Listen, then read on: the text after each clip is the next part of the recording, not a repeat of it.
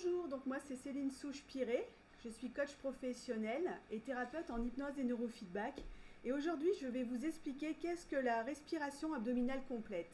Alors la respiration abdominale complète, c'est celle que j'apprends à tous mes patients avant une séance d'hypnose. Je l'apprends surtout à mes patients qui viennent pour arrêter de fumer puisque c'est un peu la petite clé magique pour arrêter de fumer. Mais qu'est-ce que la respiration abdominale complète? C'est une respiration qui se fait essentiellement par le ventre. Donc je vais vous expliquer. Dans votre corps, vous avez le système sympathique, celui qui excite et qui énerve, et vous avez le parasympathique, celui qui calme et qui détend. En fait, quand vous faites cette respiration, vous activez votre parasympathique qui, lui, va vous envoyer des hormones de détente. En fait, ça se passe comment et pourquoi? Tout simplement parce que imaginez que vous avez vos poumons qui partent d'ici au bas du ventre, et vous allez imaginer que vous avez un ballon dans le ventre. Et quand vous allez faire cette respiration, vous allez inspirer en sortant votre ventre pour gonfler le ballon. Donc vous inspirez le plus possible. Quand vous ne pouvez plus remplir, vous bloquez.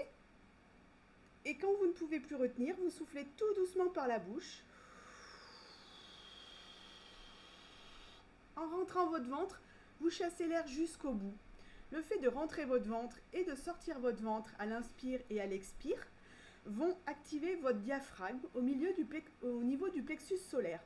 Ce diaphragme, il est relié à l'hypothalamus dans le cerveau, qui est relié par le biais du système parasympathique. Donc en fait, en activant votre diaphragme, vous envoyez l'information à votre cerveau d'activer votre parasympathique et du coup d'envoyer des hormones de détente.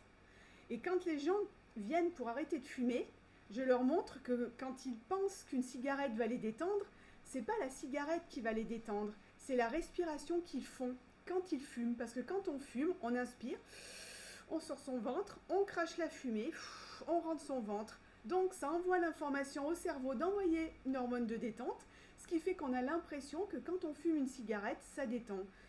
C'est pas complètement ça. Ce qui fait que ça détend, c'est la respiration. Vous rentrez et vous sortez votre ventre. Ça, c'est une technique que j'ai beaucoup utilisée avec mes patients à l'hôpital lors de crises d'angoisse avant d'aller au bloc opératoire. Je leur faisais faire 3 respirations abdominales complètes et paf, c'est comme si ça coupait le mental et ça vous met en parasympathique, en état de détente.